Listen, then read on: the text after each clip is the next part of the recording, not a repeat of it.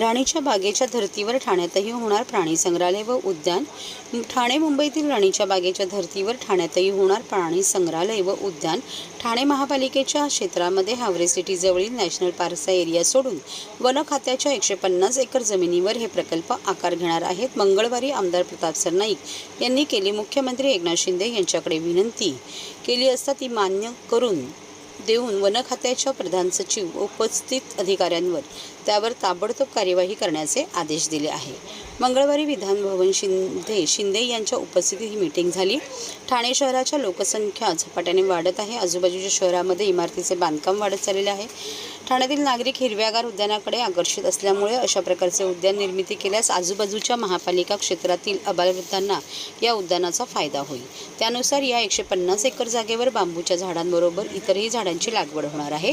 तसेच विविध प्रकारचे प्राणी पक्षी सुद्धा या उद्यानामध्ये उपलब्ध होणार आहेत। वन खात्याच्या नियमानुसार या ठिकाणी कुठल्याही प्रकारचे बांधकाम न करता फक्त प्राण्यांच्या सुरक्षिततेच्या दृष्टीने जेवढे बांधकाम करता येईल तेवढेच बांधकाम अनुज्ञेय करता येईल।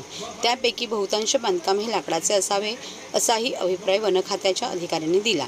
या बैठकीला मुख्यमंत्र्यांचे प्रधान सचिव विकास खारगे, अतिरिक्त प्रधान सचिव IS चहल, नगर विकास खात्याचे प्रधान सचिव असीम, ठाणे महापालिका आयुक्त सौरवराव आदींसह इतर अधिकारी उपस्थित होते।